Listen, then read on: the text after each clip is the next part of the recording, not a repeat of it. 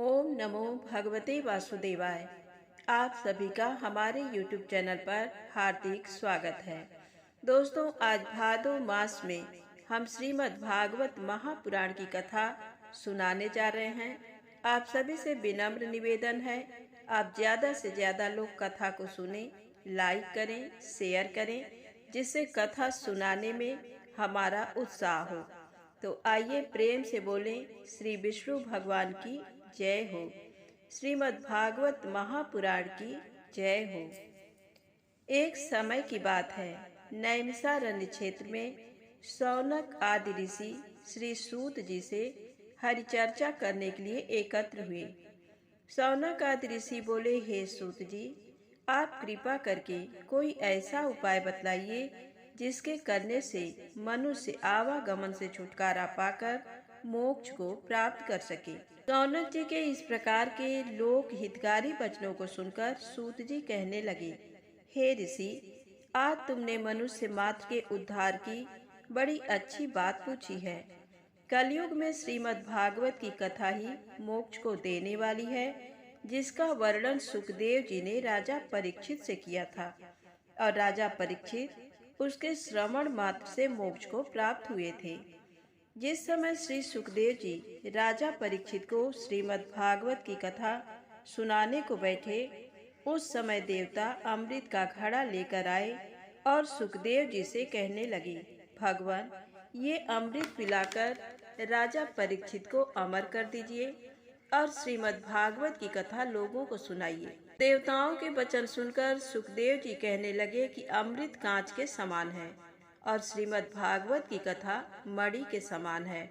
ये कथा देवताओं को भी दुर्लभ है, क्योंकि इसे 7 दिन श्रवण करने से ही मोक्ष की प्राप्ति हो जाती है। ये कथा ब्रह्मा जी ने नारद जी को सुनाई थी, परंतु सप्ताह का विधान सनत कुमार जी ने नारद जी को बतलाया। वही प्रसंग मैं आप लोगों से कहता हूँ। एक समय सनक, सनंदन, सनातन और सनत कुमार ऋषि सत्संग के हेतु बद्रिकाश्रम आए। उस समय वहां उन्होंने नारद जी को आते देखा। वह ऋषि नारद से बोले, हे नारद, तुम उदास दिखाई दे रहे हो, इसका क्या कारण है? नारद जी कहने लगे, हे प्रभु, मैं मृत्यु लोक का विचरण करके आया हूँ। वहां मैंने सबको राग, शोक तथा धन आदि से दुखी देखा। अधर्मी बढ़ रहे हैं, धर्मधारी बहुत दुखी हैं। जब मैं भ्रमण करता हुआ मथुरा से जमुना तट पर आया, तो वहां मैंने देखा कि एक सुंदर युवा स्त्री बहुत दुखी बैठी हुई है। अनेकों स्त्रियां उसे घेर कर बैठी हैं और 2 वृद्ध पुरुष वहां मूर्छित पड़े हुए हैं। मैंने उस स्त्री से जाकर पूछा कि तुम सब कौन हो और किस कारण दुखी हो। वह स्त्री रोकर कहने लगी, ये अचेत पड़े हुए दोनों मेरे पुत्र हैं। इनका नाम ज्ञान और वैराग्य है। मैं इनकी माता भक्ति हूँ और पास में बैठी हुई ये स्त्रियां गंगा आदि पवित्र नदियां हैं, जो मेरी सेवा करने को साथ रहती हैं। मैं द्रविड़ देश में उत्पन्न होकर कर्नाटक में बड़ी हुई, युवावस्था में दक्षिण में रही तथा महाराष्ट्र और गुजरात में आते आते वृद्ध हो गई। अब मैं यहाँ आकर पुनः युवा हो गई हूँ, परंतु मेरे ये पुत्र वृद्ध तथा अचेत पड़े हुए हैं। मैं इन्हीं के दुख से इतनी दुखी हो रही हूँ, क्योंकि माता युवा और पुत्र वृद्ध, ये तो संसार में उल्टा काम है। नारद जी ने भक्ति से कहा कि इस समय कलयुग के प्रभाव से जप, तप तथा धर्म कर्म नष्ट हो गए हैं। दुष्ट बुद्धि के प्रभाव से सब स्वार्थी हो गए हैं। ज्ञान और वैराग्य में अब कोई श्रद्धा नहीं रखता। इसी कारण तुम्हारे पुत्रों की ये दशा हुई है। परंतु ये ब्रज है, यहाँ भगवान सदैव वास करते हैं। इस कारण यहाँ भक्त भी हैं जो तुम्हारा सम्मान करते हैं। इसी कारण तुम यहाँ आकर वृद्ध से तरुण हो गई हो। अब अपने हृदय की चिंता त्यागो। इस क्षेत्र के निवासी कलयुग में भक्ति का त्याग नहीं करेंगे। नारद जी के वचनों को सुन भक्ति बोली कि राजा परीक्षित तो बहुत बलवान थे, उन्होंने इस दुष्ट कलयुग का संहार क्यों नहीं किया? इतनी बात सुनकर नारद जी बोले, हे भक्ति, सुनो। जब गौरूप पृथ्वी और वृषभ रूप धर्म को कलयुग मारता हुआ आ रहा था, तो उसे देखकर क्रोधित हो राजा ने कलयुग को ललकारा। तो कलयुग राजा परीक्षित की शरण में आ गया। शरणागत को मारना पाप समझकर राजा ने उसे नहीं मारा। दूसरी बात यह है कि कलयुग में बुराइयां होते हुए भी एक बात सबसे अच्छी है कि अन्य युगों में जप तप समाधियों द्वारा भी जो फल प्राप्त नहीं होता, वह कलयुग में भक्ति से भगवान का नाम लेने से ही प्राप्त हो जाता है। नारद जी के वचनों को सुन भक्ति बोली, आपका दर्शन ही सब सुख को देने वाला है। आप हमारे पुत्रों को स्वस्थ करने की कृपा कीजिए। नारद जी कहने लगे, भगवान श्री कृष्ण के चरण कमलों का ध्यान करने से तुम्हारा सब दुख दूर हो जाएगा। तुम भगवान को बहुत प्रिय हो। तुम्हारे कारण तो भगवान नीच जनों के भी अनुकूल ही उन्हें दर्शन देते हैं। सतयुग में ज्ञान और वैराग्य से मुक्ति प्राप्त होती थी, परंतु कलयुग में भक्ति ही मुक्ति को देने वाली है। तुम्हारा निवास स्थान तो वैकुंठ है, परंतु भक्तों का पोषण करने के लिए तुम ज्ञान वैराग्य और मुक्ति के सहित पृथ्वी पर रहती हो। कलयुग में मुक्ति तुम्हारा साथ छोड़कर वैकुंठ को चली गई। अब तुम्हारे याद करने पर वह तुम्हारे सामने उपस्थित होती है। ज्ञान और वैराग्य के साथ तुम पृथ्वी पर रह रही हो।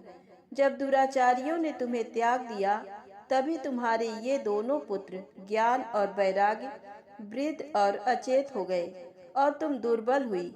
अब मैं तुम्हारा घर घर में सबके हृदय में स्थापन करूंगा, जिससे तुम पुष्ट हो जाओगी। नारद जी का उपदेश सुन भक्ति पुष्ट हो गई और नारद जी से विनय पूर्वक बोली, आपने मुझे पुष्ट कर दिया, अब मेरे पुत्रों को सचेत करने की कृपा कीजिए। नारद जी जब उन्हें हाथ से स्पर्श कर उठाने लगे, परंतु तब वह नहीं उठे, तो नारद जी ने उनके कान पर मुख रखकर जोर से आवाज दी। तब भी न उठने पर वेद वेदांत के शब्दों से जगाया। तब वह सचेत हुए और बल पूर्वक उठाने से उठकर खड़े होकर फिर गिर पड़े। ये देखकर नारद जी विस्मित हो भगवान विष्णु का स्मरण करने लगे। उस समय आकाशवाणी हुई कि हे मुनिवर, साहस के साथ परिश्रम करो। जब तुम्हें संत जन मिलेंगे और उपदेश करेंगे, तब ज्ञान वैराग्य मुक्ति सहित पुष्ट होंगे। आकाशवाणी सुनकर नारद जी भक्ति को धीरज बंधाकर संत जनों की खोज में निकले। बहुत खोजने पर भी उन्हें ऐसे संत न मिले जो इच्छा पूर्ण कर सके। तब नारद बद्रिकाश्रम गए। वहीं पर कोटि भानु संप्रकाशित सनकादि ऋषियों ने नारद जी को दर्शन दिया। तब नारद जी उनसे विनय पूर्वक कहने लगे, आप सर्वशक्तिमान तथा सर्वज्ञ हैं। कृपा करके ऐसा उपाय बतलावें जिससे भक्ति ज्ञान और वैराग्य को सुख प्राप्त हो और उनका स्थापन हो सके। नारद जी के वचनों को सुनकर सनत कुमार कहने लगे, हे नारद, तुम सर्वहितकारी हो, इस कारण तुम ये काम अवश्य कर सकते हो। मैं तुम्हें उपाय बतलाता हूँ।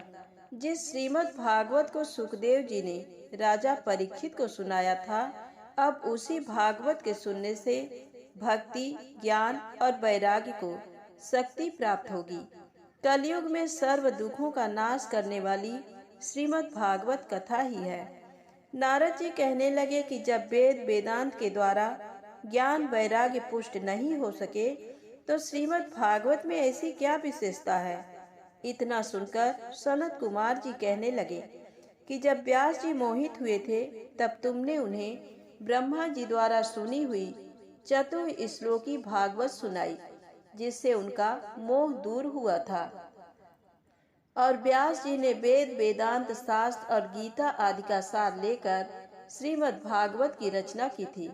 इस कारण श्रीमद् भागवत सबसे उत्तम है और उसी के द्वारा भक्ति ज्ञान और वैराग्य अवश्य सचेत हो जाएंगे। आप ऐसा ही करें।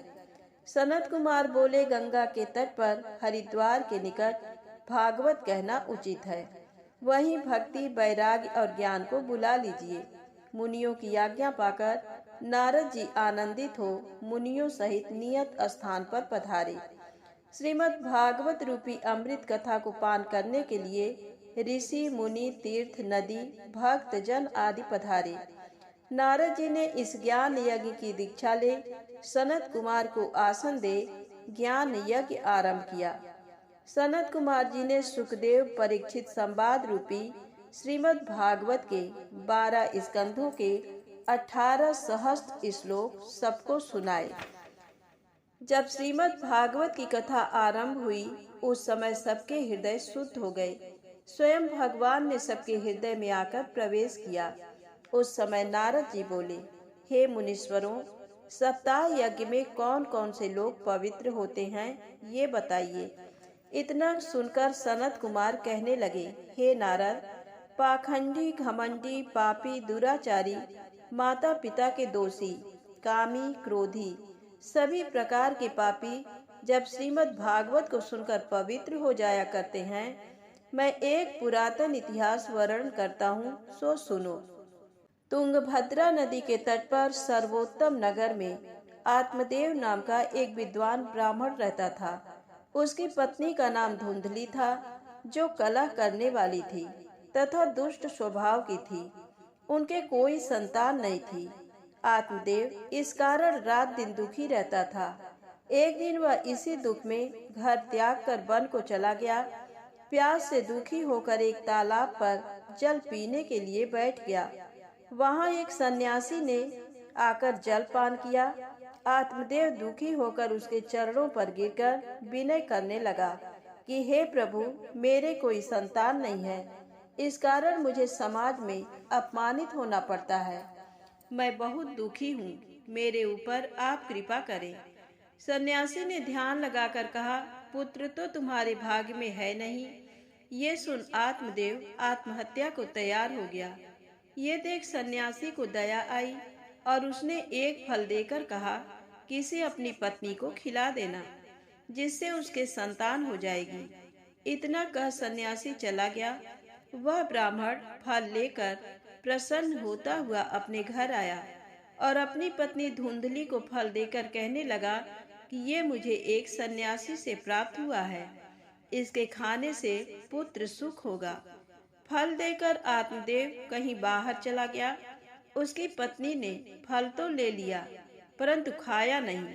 वह अपनी सहेली से कहने लगी, गर्भ धारण करने की परेशानियों से तो मेरा बांझ रहना ही अच्छा है। ये सोचकर उसने फल नहीं खाया और गाय को खिला दिया और अपने पति से कह दिया कि मैंने खा लिया। कुछ दिन में उसकी बहन आई तो उसने उसे सब हाल सुनाया। बहन कहने लगी कि मेरे जो पुत्र होगा मैं तुम्हें दे दूंगी, बदले में तुम मुझे कुछ धन दे देना। मैं तुम्हारे बालक का पोषण भी कर जाया करूंगी। कुछ दिन बाद उसकी बहन के पुत्र उत्पन्न हुआ। वह उसने धुंधली को दिया। धुंधली ने अपने पति से कहा कि मेरे पुत्र उत्पन्न हुआ है। ये सुनकर आत्मदेव बहुत प्रसन्न हुआ।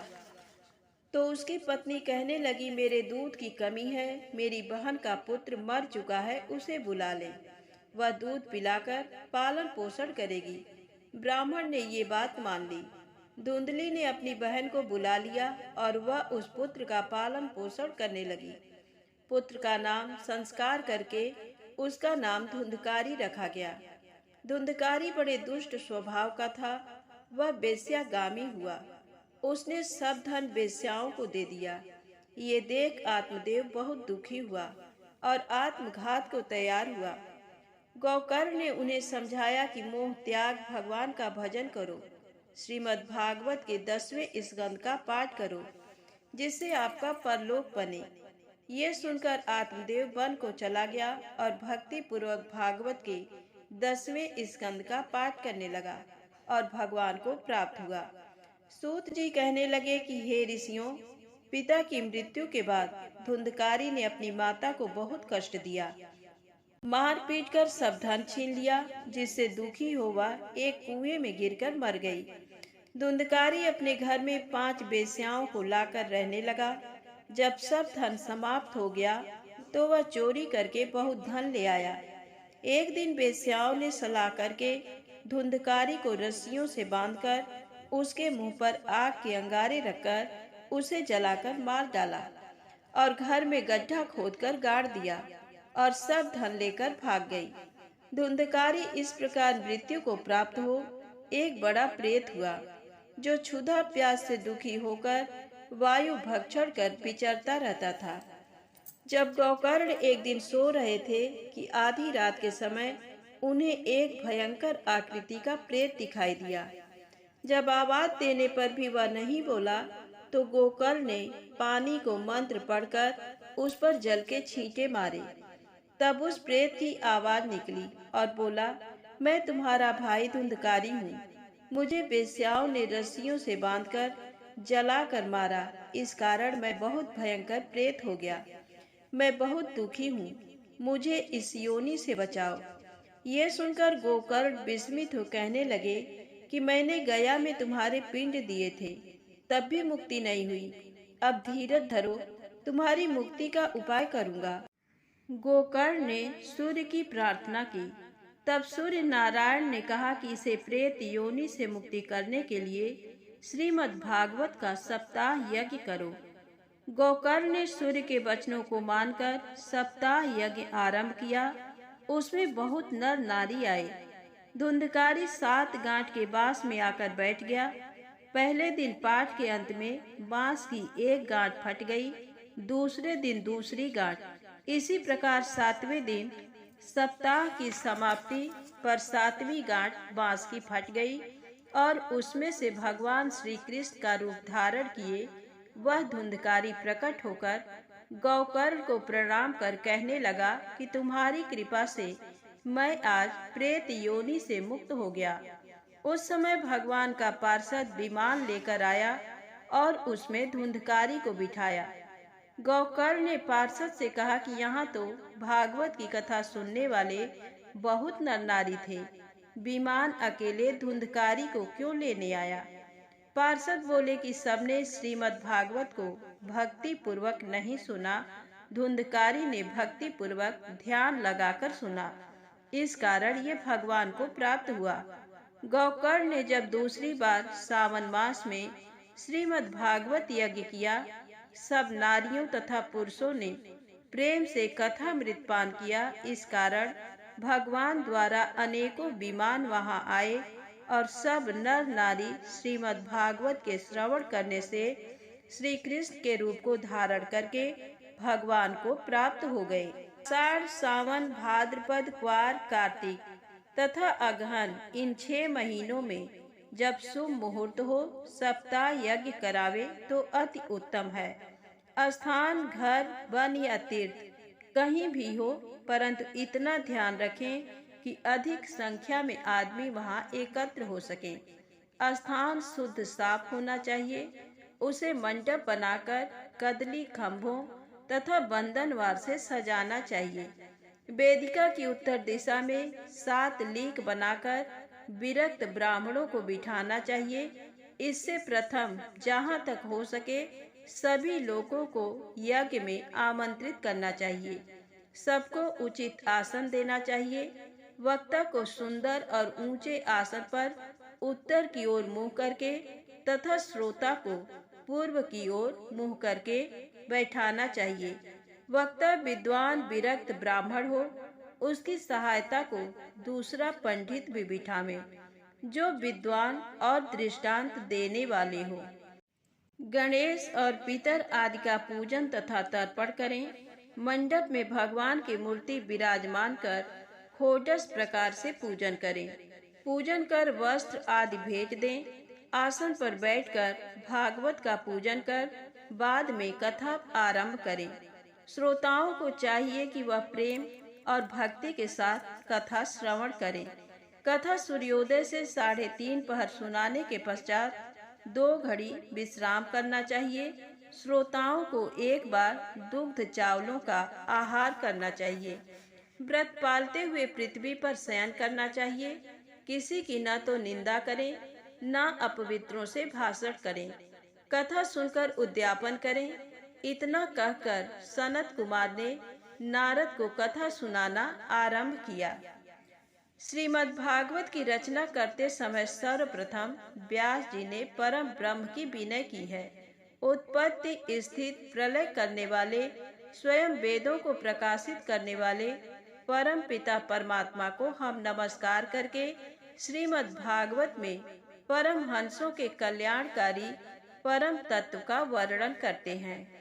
श्रीमद् भागवत के पठन पाठन से भगवान प्रसन्न हो अंतःकरण में निवास करते हैं। श्रीमद् भागवत एक कल्प वृक्ष रूपी वेद का फल है, जिसे सुखदेव जी ने मनुष्य मात्र के कल्याण के लिए पृथ्वी पर अपने मुख से प्रकट किया है। एक समय सौनक आदि 88,000 ऋषि नैमिष क्षेत्र में भगवान को प्राप्त करने की कामना से सहस्त्र वर्ष का यज्ञ कर रहे थे। उस समय सूत जी वहां पधारे। ऋषियों ने सम्मान पूर्वक सूत जी को उच्च आसन पर बिठाया और विनय पूर्वक कहने लगे, आपने सब पुराणों तथा शास्त्रों का ज्ञान प्राप्त करके शिष्यों को शिक्षा दी है। आप कृपा करके भगवान श्री कृष्ण के लीला अवतार की कथा सुनाएं, जो कि सब प्रकार पुराणों तथा शास्त्रों का ज्ञान प्राप्त करके शिष्यों को शिक्षा दी है। हम कलयुग में इसी कथा को सुनने तथा हरिचर्चा को एकत्र हुए हैं। अब आपके पधारने से हमारी सब आशाएं पूर्ण हो जाएंगी। सूत जी ने जब इस प्रकार सौनक आदि ऋषियों के वचन सुने तो अति प्रसन्न होकर प्रेम पूर्वक बोले कि तुम्हें धन्य है जो ऐसा प्रश्न किया है। हम प्रथम उन सुखदेव जी को प्रणाम करते हैं, जो बिना यज्ञोपवीत संस्कार के ही बालक रूप में घर से वन को चले गए और व्यास जी मोहित होकर उनके पीछे भागे। उस समय उन्होंने वृक्षों में विलीन हो व्यास जी को उपदेश दिया कि ये संसार झूठा है, न कोई किसी का पुत्र है और न माता। इससे व्यास जी का मोह दूर हुआ। जिन्होंने अमृत रूपी कल्याणकारिणी मोक्षदायिनी श्रीमद् भागवत कथा सुनाकर मनुष्य मात्र का बड़ा कल्याण किया, हम उन महात्मा सुखदेव जी को प्रणाम करते हैं। सूत जी कहने लगे कि जब पर ब्रह्म परमात्मा ने सर्वप्रथम सृष्टि रचने की इच्छा की तो महतत्व अहंकार से पुरुष रूप धारण किया। जब प्रलय में जल ही जल हो जाता है, तब वह भगवान योग निद्रा से शेष सैया पर सो जाते हैं। तदनंतर उनकी नाभि से कमल और कमल से ब्रह्मा उत्पन्न होते हैं। ब्रह्मा से मरीच आदि ऋषि तथा उनसे देवता, मनुष्य, पशु, पक्षी आदि उत्पन्न होते हैं। भगवान के मुख्यतः 24 अवतार माने गए हैं। पहला अवतार सनकादि ऋषियों का हुआ, जिन्होंने 5 वर्ष की आयु में ही तप धारण किया। दूसरे अवतार में वाराह जी बनकर पाताल से पृथ्वी को लाए। तीसरा अवतार नारद जी का धारण कर पंच तत्व की रचना की। चौथे अवतार नारायण का रूप धारण कर तपस्या का मार्ग प्रशस्त किया। पांचवा अवतार कपिल मुनि का धारण कर सांख्य शास्त्र द्वारा परमात्मा का ज्ञान कहा। छठे अवतार ने दत्तात्रेय बनकर प्रहलाद आदि को आत्मविद्या का ज्ञान दिया। सातवें अवतार में यज्ञ बनकर यज्ञ का मार्ग दिखाया। आठवें अवतार में ऋषभ देव बन परम हंसों का मार्ग प्रशस्त किया। नवें अवतार में पृथु बन पृथ्वी का दोहन किया। 10वें में मत्स्य का रूप धारण कर वैवस्वत मनु की रक्षा की। 11वें अवतार में कच्छप का रूप धारण कर सिंधु मंथन के समय मंदराचल का भार अपनी पीठ पर धारण किया। 12वां अवतार धन्वंतरी का धारण कर अमृत पात्र ले सिंधु से प्रकट हुए। 13वें अवतार में मोहिनी रूप धारण कर देवताओं को अमृत पिलाकर दानवों से रक्षा की। 14वां अवतार नरसिंह का धारण कर हिरण्यकश्यप को मारकर धर्म की रक्षा की। 15वां अवतार वामन तथा 16वां परशुराम का धारण कर भूमि का भार उतारा। 17वां अवतार व्यास जी का धारण किया। 18वां अवतार श्री राम तथा 19वां श्री कृष्ण, 20वां श्री हरि का धारण कर भूमि का भार उतारा। 21वां बुद्ध, 22वां हैग्रीव, तथा 23वां हंस अवतार धारण किया। 24वां अवतार कलयुग में कल्कि अवतार के नाम से होगा। आज की कथा यहीं समाप्त होती है। प्रेम से बोलें श्री हरि विष्णु भगवान की जय हो। यदि आपको कथा अच्छी लगी हो तो प्लीज लाइक अवश्य करें, चैनल को सब्सक्राइब करें, शेयर करें। जय माता दी, जय भोलेनाथ।